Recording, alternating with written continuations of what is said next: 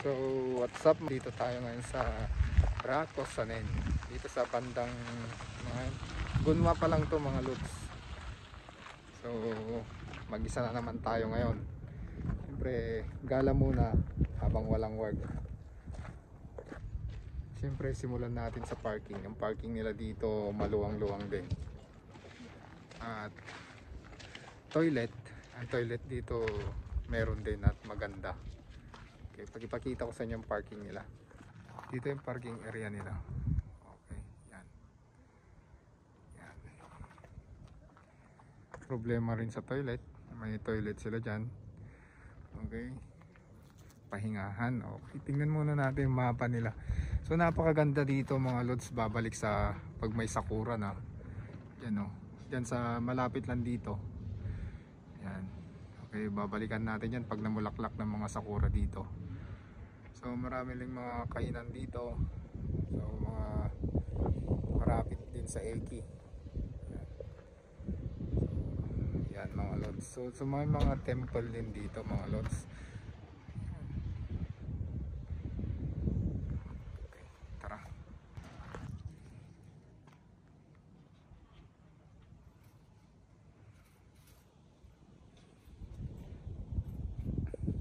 So yan po, dyan po yung entrance. Meron yatang kwan dito. May entrance fee nga, meron.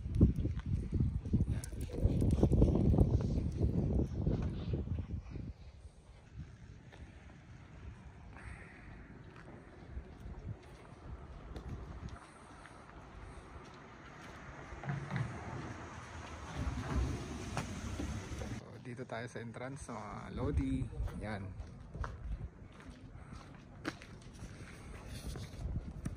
So 300 yen pa lang kwan, ang bayad. Yan, 300 yen ang pagpasok dito.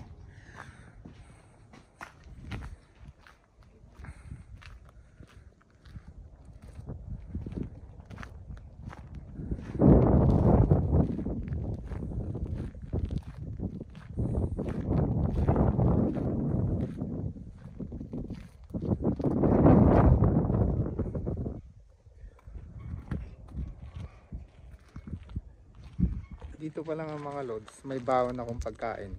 No. Kaso nga lang dito, pag nakapasok ka na dito, bawal kumain. Nakalagay po doon na bawal din ipasok yung mga alagan, yung mga aso at pusa dito. Saka bawal din kumain dito sa loob. Bawal mag-picnic dito sa loob. So yung mga ugaling aso at pusa, pwedeng pumasok, pero yung aso at pusa nyo, huwag nyo papasok dito. No? Rock and roll. Yan, napakaluwang. Yan siya. So dito muna tayo sa loob ng park na to. Uy, may swimming pool sila dito. Yung... Wow.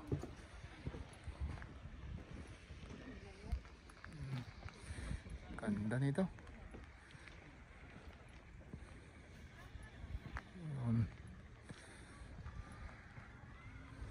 So sarap tumambay.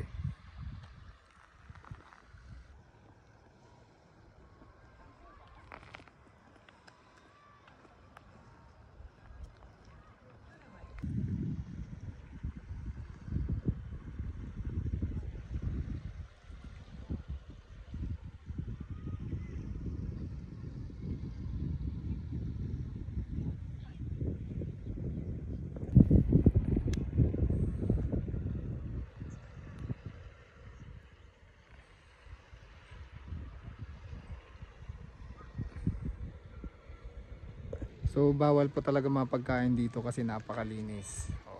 Kahit sabihin mo na bawal magtapon ng basura, may mga iba pa rin na hindi naiwasan. Halimbawa yung nalalaglag na plastic.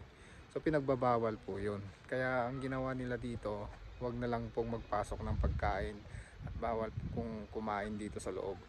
Kasi napakalinis po mga lods. Wala kang masasabi.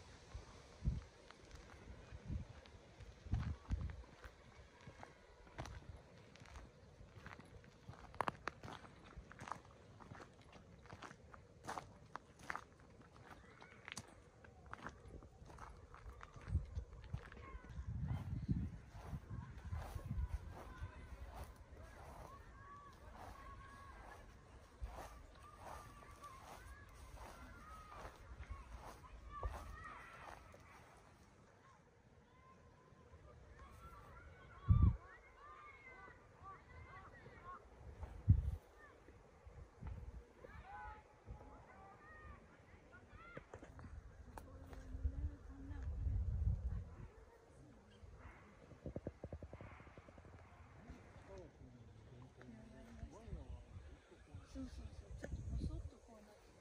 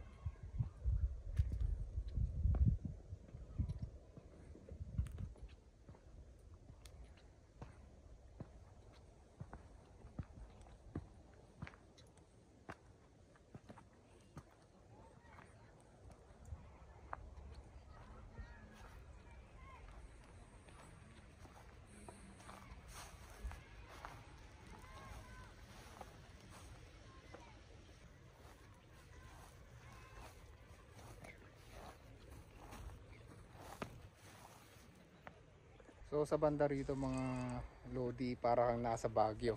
Yung ambience dito, yung mga pine tree. Oh, kita mo. Yan.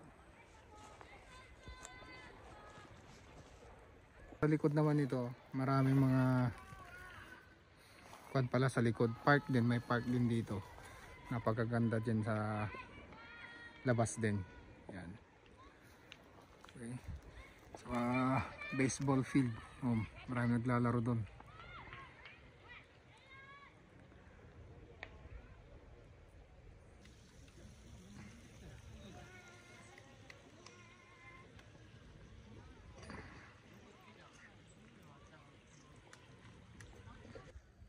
So dahil mag-isa lang ako dito mga lodi, sa susunod kung sino yung may gustong sumama, magsabi lang kayo at puntahan natin ulit ito.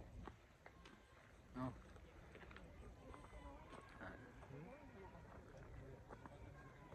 Sa mga gusto mag chill chill dito, napakaganda po na pwesto dito. No? Yung nakaupo ka lang, tapos ang ganda ng view. So rekomendado ko po to sa mga gustong magmuni-muni dyan. Okay.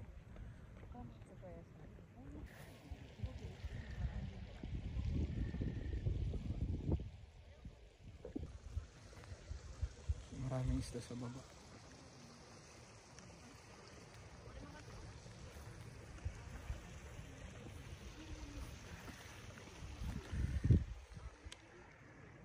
Yun.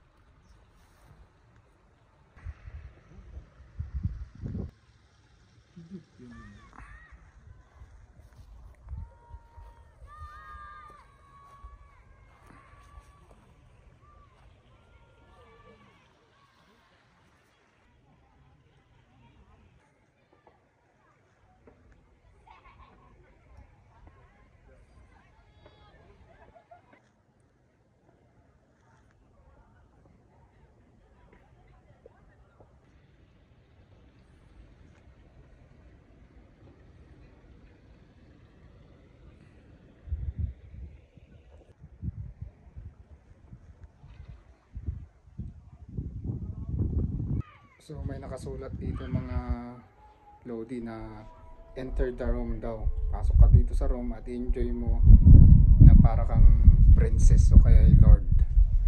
So upo naman tayo dito sa loob. Ma-feel naman natin yung mga kagaya ng mga pinapanood natin na Japanese movie. O yung mga nanonood ba kayo ng mga Koreano? Marami mga ganon. So ganito po yung tsura ng bahay nila. Dito po sila umuupo yung mga lord, mga princess, no?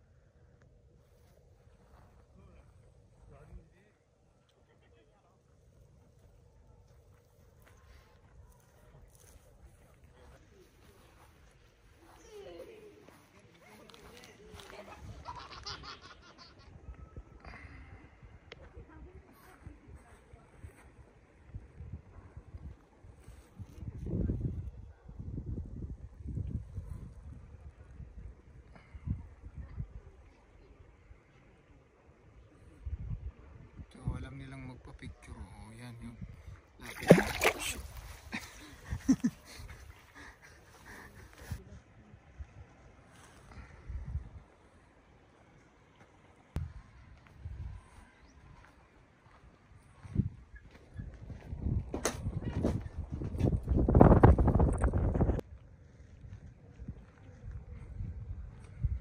So dito rin sila nagigib ng tubig noon. Okay. Pero inagyan ng harang. Malalim yan.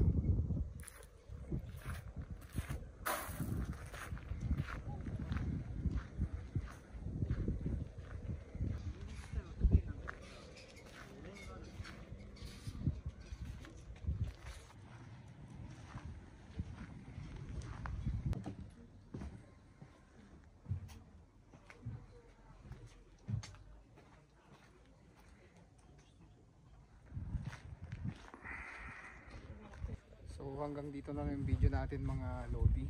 So babalikan natin siguro to pag next month siguro pag magkaroon na ng bulaklak tong mga cherry blossoms nila dito. O ito, nasa paligid natin puro mga cherry blossoms. So babalik tayo dyan. Tapos yung mga andito yung mga damo. Ito magiging kulay green yan pagdating na summer. So babalikan natin yan mga Lodi. So maraming salamat po sa lahat na nanonood, mga sumusubaybay. Rock and roll.